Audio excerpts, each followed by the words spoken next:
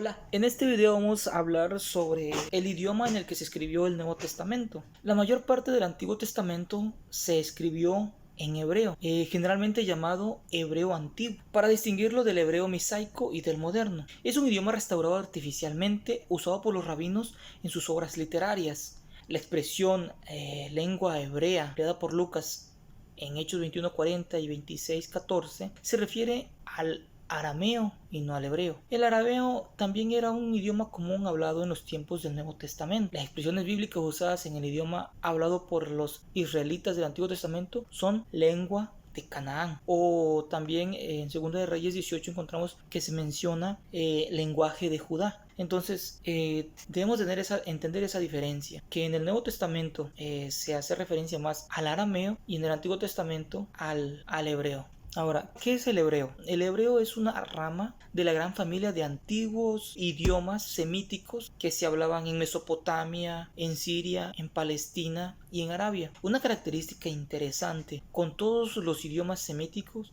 es que la mayoría de sus palabras básicas contienen solamente 3 consonantes. Las vocales se añaden cuando el hebreo ya se había convertido en una lengua muerta. Entonces, varios siglos después de Cristo, en un esfuerzo por preservar el conocimiento de cómo se había hablado el idioma, esas vocales, conocidas como puntos vocálicos, eran puntos y signos añadidos sobre la letra consonante debajo y en el centro de la misma. Las variaciones de las formas verbales son producidas generalmente por un cambio en la vocalización, es decir, en el sonido de las vocales. Por ejemplo, en español, el tiempo presente del verbo cantar, o sea, canto, se puede transformar en el pasado cante y en el imperativo canta, meramente por el cambio de vocalización. Por estos movimientos en el vocablo del hebreo podemos entender el que cree en el don de profecía da por sentado que el profeta proyecta su mente hacia el futuro, con frecuencia un futuro remoto. En la profecía tenemos algunas dudas porque no comprendemos realmente en el original, pero a fin de determinar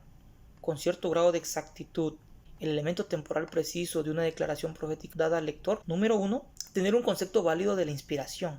Número 2, describir el enfoque temporal del autor en términos del concepto que el propio lector tiene acerca de la inspiración. Número 3, interpretar los tiempos de los verbos en armonía con los requisitos de la gramática hebrea con el enfoque temporal del autor. Ahora veamos un poco de las diferencias lingüísticas.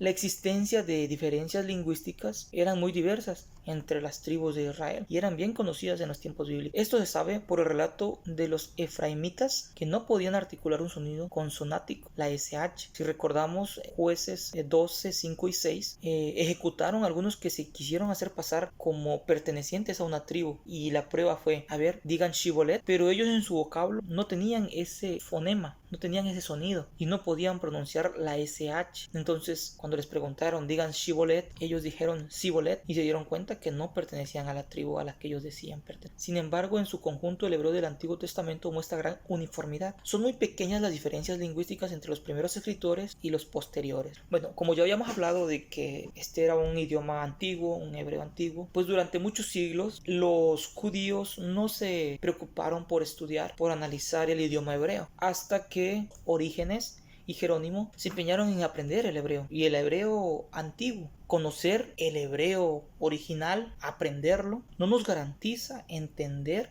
al 100% las escrituras. Es más, los estudiosos que han aprendido el hebreo original son los que más han causado destrucción en la Biblia. En cambio, numerosos hombres y mujeres de Dios han explicado con solidez y vigor las páginas sagradas del Antiguo Testamento. De ahí que el mejor expositor de las Sagradas Escrituras no es necesariamente el hebraísta, el que conoce realmente el idioma, sino el mejor expositor de las Escrituras es el hombre que ha tenido mayor medida del Espíritu Santo, mediante el escudriño profundo de las Sagradas Escrituras, como lo dice 1 Corintios 2:20. No es necesario que nosotros nos esmeremos tanto en aprender el idioma original, el hebreo, las tablas originales, los rollos originales, sino lo más importante es entregarnos de todo corazón al estudio de la Biblia, de todo corazón pedir la ayuda del Espíritu Santo para que podamos entender el mensaje original de la Biblia, porque como es palabra de Dios, solamente el Espíritu Santo nos puede transmitir ese mensaje. Después de este análisis, después de investigar, de estudiar el idioma en el cual fue escrito la Biblia, la gran parte fue escrito en hebreo, como lo hemos hablado, se ha escrito en hebreo conocido como hebreo antiguo, y solamente algunos libros fueron escritos en arameo. Es interesante notar que las traducciones fueron difíciles de ir sacando porque el hebreo original, el hebreo antiguo, no contaba con vocales y se tuvieron que buscar significados y algunas palabras que en el hebreo existían y que en el nuevo idioma no existían y ir haciendo ese acoplamiento. Pero es importante también de notar que aunque nos aprendamos un idioma, aunque estudiemos el mejor hebreo para entender el idioma original, para entender la Biblia, los escritos originales, nunca vamos a entenderla si no nos entregamos de todo corazón a nuestro Señor Jesucristo, si no nos entregamos de todo corazón a la dirección del Espíritu Santo. Es más, han habido, dice, muchas personas que han descubierto grandes verdades. Han habido grandes personas que solamente con el estudio arduo de la palabra, el escudriñar la escritura, eso significa ir hasta lo más profundo, lo que más se puede entender y descubrir grandes verdades, porque las Sagradas Escrituras son palabra de Dios y solamente mediante la dirección del Espíritu Santo vamos a entender las realidades, las verdades escritas en ese libro tan antiguo, pero tan maravilloso.